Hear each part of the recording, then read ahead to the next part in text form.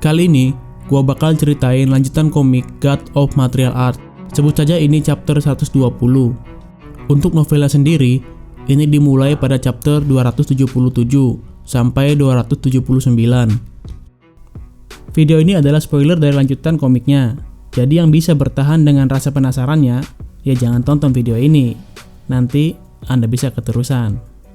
Oh ya, sebelumnya gua mau minta dukungan dari kalian semua untuk subscribe channel ini, biar gua makin semangat buat videonya. Dan jangan lupa nyalain loncengnya juga, biar kalian tidak ketinggalan video-video selanjutnya. Lanjut. Orang-orang di kerumunan berkata, betapa pedang dan kekuatan Ki yang kuat. Orang-orang dari Hao Yue Sekte juga tercengang. Walaupun Leng Yue kaget, namun dia tidak kenal takut dan mengeluarkan Moon Breaking Blade. Para kerumunan berkata, itu adalah senjata leveling, Moon Breaking Blade.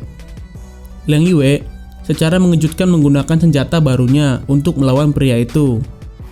Lalu Leng Yue berkata, aku Leng Yue mulai berlatih pedang ketika aku berusia 5 tahun. Di Hao Yue Sekte tidak ada keterampilan pedang yang kuat. Aku menciptakannya sendiri. Aku mengalahkan banyak murid di Hao Yue Sekte. Aku menciptakan teknik Lonely Shadow. Kau bisa mati di bawah serangan ini. Mendengar itu, orang banyak setuju karena Leng Yue benar-benar jenius. Tapi Lin Feng berkata, kau tidak mengerti pedang. Bakatmu adalah bakat orang biasa saja. Kau tidak bisa menyaingiku. Aku juga belajar keterampilan pedang sendiri. Dan aku hanya berlatih selama 1 tahun. Kerumunan tercengang mendengar perkataan Lin Feng. Lalu Leng Yue berkata, baiklah. Ingat nama seranganku yang akan merenggut nyawamu adalah Lonely Shadow. Lalu dia melompat dan melepaskan serangan energi. Leng Yue berkata, Lin Feng, kau pasti akan mati. Namun pada saat itu kerumunan terkejut. Moon Breaking Blade dihentikan dengan pedang biasa. Lalu Lin Feng berkata, sudah kubilang, kau tidak mengerti pedang. Setelah itu, Lin Feng melakukan serangan. Serangan itu mengenai lengan Leng Yue dan membuat Moon Breaking Blade terlempar ke udara. Lin Feng menangkap pedang itu dan memberikannya ke Badao. Leng Yue menunduk dan darah mengalir dari lengannya yang hampir putus.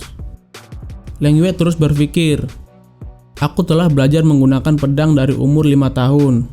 Dan Lin Feng hanya belajar 1 tahun. Kenapa aku sangat bangga? Dari mana kesombonganku berasal? Leng Yue sangat sedih. Dia sangat bangga dengan Lonely Shadow-nya. Dan Lin Feng memblokirnya dengan sangat mudah. Kemudian Lin Feng melangkah dan bersiap menyerang Leng Yue.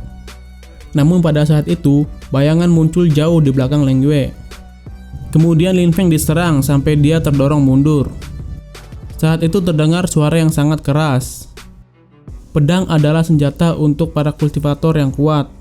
Kalah dan menang tergantung pada nasib. Bagaimanapun selalu ada kultivator yang lebih kuat di dunia ini. Suara itu berkata lagi, Leng Yue, tidak perlu berkecil hati. Aku tidak akan membunuhnya, sehingga kau dapat membunuhnya dengan pedangmu. Setelah itu, 2 siluet terbang ke langit. Salah satunya adalah kultivator lapisan cuan. Tetapi pada saat itu, siluet putih yang tampak seperti makhluk surgawi muncul. Lalu menyerang orang yang baru saja menyelamatkan Leng Yue.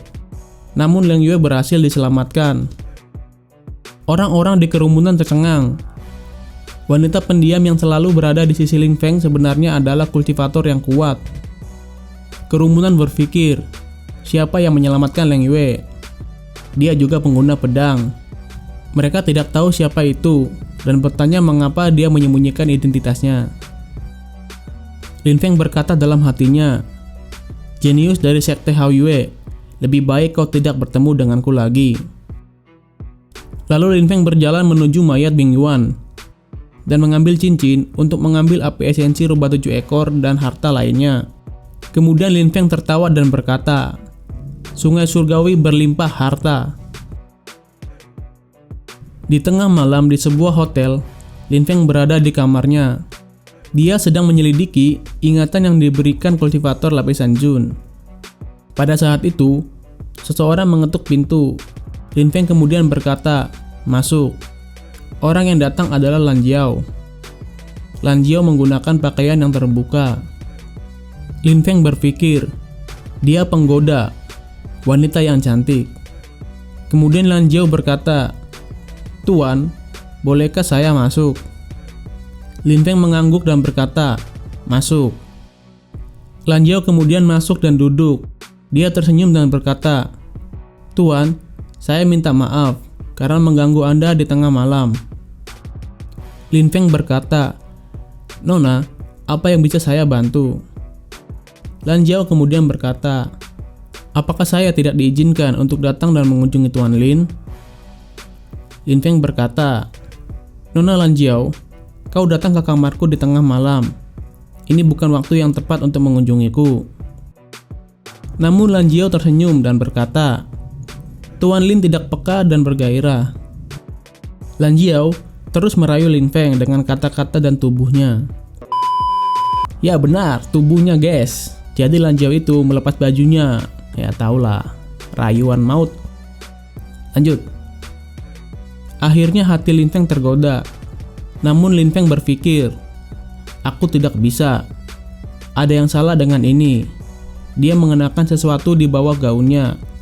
Mengapa sekarang dia telanjang?" Lin Feng menyadari bahwa ini tidak nyata. Beberapa saat yang lalu, dia telah berhalusinasi. Lan Jiao menatap Lin Feng, tersenyum dan berkata, "Tuan, apa yang Anda pikirkan?" Lin Feng berkata, "Beberapa saat yang lalu, aku berhalusinasi." Setelah itu, Lin Feng berkata lagi, "Nona Lan, meskipun itu hanya ilusi, semua yang aku lihat nyata. Aku melihat tubuhmu. Mungkin kau benar-benar takut pada apa yang mungkin aku lakukan. Itulah sebabnya kau menggunakan ilusi." Lan Jiao berkata, "Anda salah. Aku hanya membimbing ilusi. Jika Anda tidak menginginkan hal itu tidak akan terjadi." Kemudian Lin Feng berkata, "Jadi kau telah menunjukkan kekuatanmu. Sekarang katakan padaku mengapa kau datang." Lan Jiao berkata, "Tuan Lin, saya datang untuk meminta Anda bergabung dengan kami." Lin Feng terkejut. "Bergabung denganmu? Dream Pavilion?" Lan Jiao berkata lagi, "Di satu sisi tidak hanya itu, ada lebih dari sekedar Dream Pavilion." Lin Feng berpikir, mungkin apa yang ingin diceritakan Lan Jiao adalah bahwa Dream Pavilion hanyalah sebuah kedok. Kemudian Lin Feng berkata, "Maaf, aku tidak tertarik." Lan Jiao berkata, "Aku belum selesai berbicara. Mengapa Anda menolak begitu tergesa-gesa?" Dia tersenyum dan berkata lagi, "Tuan Lin, jika Anda bergabung, Anda akan mendapat sumber daya yang tak terbatas dan keterampilan yang sangat kuat. Anda akan mendapat sebanyak yang Anda inginkan. Selain itu, ilusi yang Anda lihat juga bisa menjadi kenyataan." Namun Lin Feng berkata, "Maaf, saya tidak tertarik." Lan Jiao berkata, "Tuan Lin, apakah Anda tahu siapa yang menyelamatkan Ling Yue? Seharusnya Anda tidak memprovokasi mereka. Hidup Anda mungkin dalam bahaya sekarang." Lin Feng menatap Lan Jiao dan berkata, "Apakah kau selesai berbicara? Jika kau sudah selesai, silakan pergi. Kau seorang gadis dan kau berada di kamarku. Jika orang melihat, akan ada desas-desus yang menyebar. Mungkin kau tidak peduli dengan rumor itu, tapi aku peduli." Terang Lan Jiao. Dia marah dan menatap Lin Feng. Lalu dia pergi. Oke, sampai di sini dulu ceritanya. Jika kalian suka, tinggalkan jejak, like dan komennya. Tekan tombol subscribe-nya sekarang juga, dan aktifkan loncengnya karena gue bakal segera upload lanjutan ceritanya. Oke, semangat ya. Dadah.